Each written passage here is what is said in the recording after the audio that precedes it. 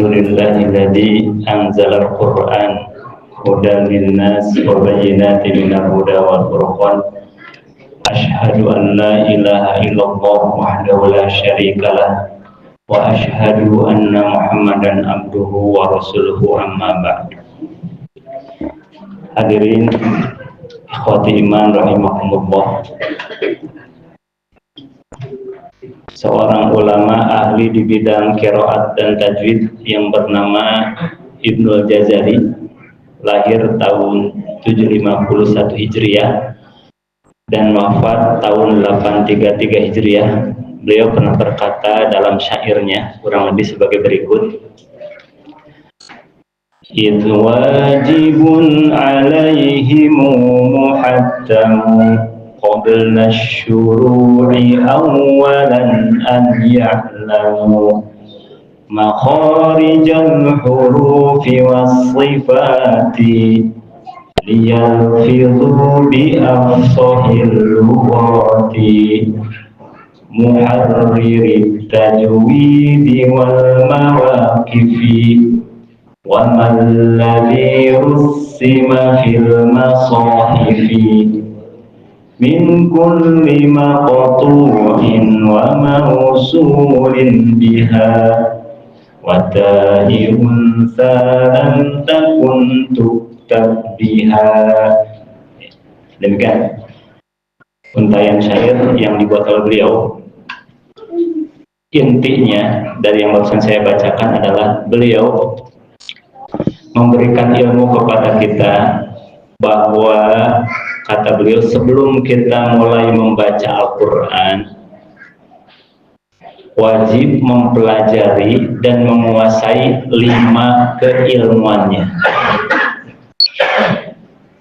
Dengan harapan apabila kelima ilmu ini dikuasai, maka akan menghasilkan bacaan Al-Quran yang baik, yang bagus, yang indah, yang merdu. Lemah dalam 5 keilmuan ini, maka bacaan yang dihasilkan pun akan lemah. Apa saja 5 keilmuan yang dimaksud oleh beliau? Yang pertama, kata beliau, sebelum kita mulai membaca Al-Quran, pelajari dan kuasai ilmu makhraj. Kenali tempat-tempat keluar huruf dari mulai alif, ba, terus sampai huruf ya. Dengan ilmu ini, dengan mempelajari ilmu ini, dengan menguasai ilmu ini, lidah kita akan mampu membaca huruf dengan baik dan benar, dan mampu membedakan beberapa huruf yang mirip. Seperti apa? Huruf jim dengan huruf zai, huruf sin dengan huruf shin, huruf dal dengan huruf dal. Tanpa mempelajari dan berlatih diri dalam mempraktekkan ilmu yang pertama ini, maka kita sulit membedakan huruf-huruf yang mirip dalam Al-Quran. Seperti pembacaan surat Az-Zalzalah contohnya, harusnya zai dibaca jim. Idza juljilatil ardu jiljalaha wa akhrajatil ardu athqalaha. Terbalik, yang harusnya zai dibaca jim, yang harusnya jim dibaca zai. Ini menunjukkan lemahnya si pembaca pada ilmu yang pertama. Ilmu apa, Bu? Ilmu makhraj. Ilmu apa, Pak? Makhraj. Huruf fa, apakah mengucapkan huruf fa itu cukup dengan cara merapatkan bibir atau harus melibatkan gigi? Ternyata dalam ilmu makhraj, pengucapan huruf fa itu ternyata harus melibatkan gigi. Itu pun kalau giginya masih arah-raya, ini Pak giginya, Ibu araya ya. Berarti masih ada kesempatan untuk membaca fa yang baik, yang benar, sesuai dengan ilmu makhraj.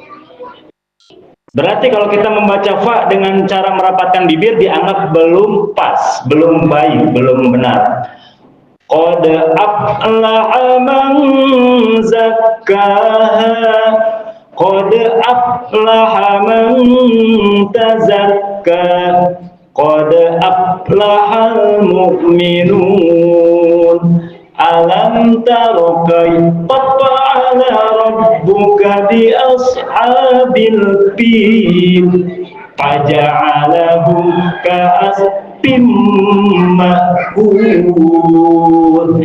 Kalau mendengar bacaan seperti itu, tong disengkerikeun karunya. Justru itu jadi pelajaran buat kita. Oh, lemah ya si pembaca, menunjukkan lemahnya si pembaca pada ilmu yang pertama. Nah, kalau udah menguasai ilmu ini mah tidak akan membaca fase seperti itu.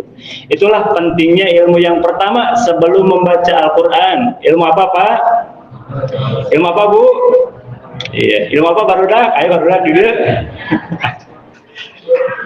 Yang kedua adalah ilmu sifat. Setiap huruf punya tempat keluar dan setiap huruf juga punya karakter, punya ciri khas yang akan membedakan dengan huruf yang lainnya. Dengan mempelajari ilmu sifat, kita akan dibimbing, lidah kita akan dibimbing mana huruf-huruf yang harus memantul, mana huruf-huruf yang tidak boleh memantul. Karena lemah di ilmu sifat, huruf yang tidak perlu memantul malah keluar suara pantulan, atau sebaliknya, huruf yang harusnya memantul alias kolkolahnya ditelegah, tidak dikeluarkan. Zalikal yaumul haq Qul a'udzu birabbil falaq. Batalnya manusia yang disaum ya. Ngelagang kokolah can waktuna. Nah, itu contoh bacaan yang kurang tepat karena lemah di ilmu yang kedua, ilmu sifat. Dalam ilmu ini dipelajari berapa huruf yang mantul dan berapa huruf yang tidak boleh mantul.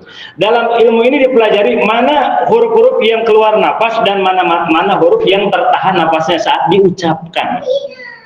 Seperti kalau kita membaca huruf fa, itu ada udara, ada napas yang berhembus dari mulut kita. Coba dekatkan semuanya, Pak, Bu, dekatkan tangannya. Fa, fi, fu. Turutan. Af, if, uf. Afa, ifi, ufu, fufu, fafa. Ayat. Nah, kalau membaca fa keluar udara sudah sesuai dengan ilmu sifat. Justru kalau tidak keluar nafas dianggap belum pas sifatnya. Sebaliknya, ketika kita membaca huruf ba, membaca huruf dal, itu nafas sebaliknya harus ditahan, tidak boleh seperti membaca huruf fa. Tidak boleh kita baca babibu, dadidu, tabat yada abilah habi wadabu. Keluar udara, tidak sesuai dengan ilmu sifat. Jadi penting sebelum kita baca Quran mempelajari ilmu yang kedua. Ilmu apa, Bu? Ilmu apa, Pak? Yang ke satu apa? Makhraj. Yang kedua sifat. Yang ketiga adalah ilmu tajwid.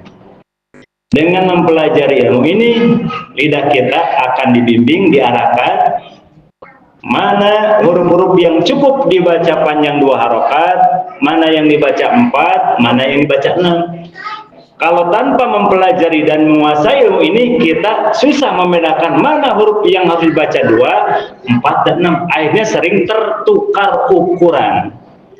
Yang harusnya 2 dibaca 4. Ar-Rahmanir-Rahim, Maliki Yaumiddin, Iyyaka na'budu wa iyyaka nasta'in. Tertukar ukuran. Harusnya dibaca cukup 2, ini angkleng teuing. Karena lemah di ilmu yang keempat. Atau sebaliknya, yang harusnya 4 dibaca 2. Harusnya ulaika ala hudam mir rabbihim wa ulaika humul muflihun. Dibaca ulaika ala hudam mir rabbihim wa ulaika humul muflihun. Tertukar, harusnya 4 dibaca 2. Baca idza jaa harusnya idza jaa nasrullahi wal fath, dibaca idza jaa nasrullahi wal fath. Nah, ini bacaan seperti ini menggambarkan lemahnya si pembaca pada ilmu yang ketiga. Ilmu apa Bu yang ketiga? Paham Pak? Nuka hiji naon? Yang kedua apa? Yang ketiga? Terus beresnya, teruskan dong. Mau teruskan ke tahun payun bersambung. Si pohon sih. Iya tuh, dapetnya. Tambahan kedua deh. Yang keempat kata beliau, sebelum kita membaca Al-Quran wajib mempelajari dan menguasai ilmu wakaf dan pasangannya ibtidah. Wakaf itu berhenti, ibtidah itu memulai kembali setelah berhenti. Ketika kita baca Quran, tadarus Al-Quran sering dihadapkan pada ayat-ayat tertentu yang ayatnya panjang sampai 5 baris. Napas tidak kuat. Lihat kanan kiri tanda wakaf ke ayat, bingung di mana kita harus mengambil, berhenti. Setelah dapat berhenti, muncul kebingungan yang kedua, kamana deui mundurna. Jadi 2 kali lieur. Muka hiji lieur di mana eureuna, yang kedua kamana mundurna. Nah, dengan mempelajari ilmu wakaf dan ibtidah, kita akan dibimbing di mana ketika napas kita nggak kuat, ngambil pemberhentian yang tidak merusak bahasa Arabnya. Contoh berhenti yang tidak tepat.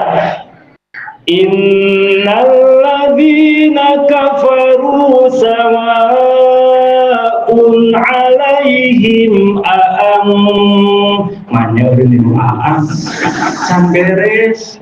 Cek aturan bahasa Arab, antar tahun sampai kadinya nincak. Nah, barusan berhenti sampai mundur deh. Alaihim anzartahum am lam tunzirhum la yu'minun. Mudahnya dinu alaihim tidak tepat menurut aturan bahasa. Contoh lain, alladzi at'amahum min ju'. Mundurna inna amanahum min khawf. Dianggap tidak tepat, mundur tidak tepat. Nah, di sini pentingnya ilmu yang keempat untuk bisa tadi siap menghadapi ayat-ayat yang panjang, napas kuat, tanah wakaf tidak ada. Kita harus berhenti pada tempat. Yang terakhir adalah sebelum kita baca Al-Quran, kata beliau wajib mempelajari dan menguasai ilmu rasm dan pasangannya dobat. Ya, kalau tadi wakaf pasangannya ibtidah, kalau ini rasm pasangannya dobat. Rasm itu tulisan yang ada dalam mushaf yang kita pakai, dobat itu tanda-tanda baca yang menyertainya, baik di atas, di bawah atau di sampingnya. Lemah di ilmu rasm dan dobat tidak sedikit bisa mengakibatkan salah baca. Contoh membaca ulaika, u-nya dibaca panjang karena alasan aya wawuan, ada wawu. Wa bil akhirati hum yuqinun ulaika ala hudan min rabbihim wa ulaika humul muflihun. Ketika ditanya ibu nah maca una panjang karena aya wawuan. Betul, tulisannya ada wawu. Pancet teori tajwid kalau ada doma, ada PS bertemu wawu eta teh pasangan panjang. Tapi menurut ilmu rasm, wawu pada ulaika itu cukup ditulis namun tidak perlu diucapkan. Cek ilmu rasm gitu.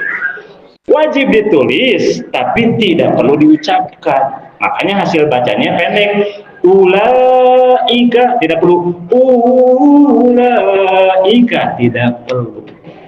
Nanti dalam ilmu dobat kita akan ketemu tanda domah terbalik. Muta apa mah? Wah, ya salah cetak ayat domah dibulak-balik segala segala. Padahal itu kode dibaca panjang. Bagi yang sudah paham itu adalah panjang. Ketemu tanda alis dianggap hiasan.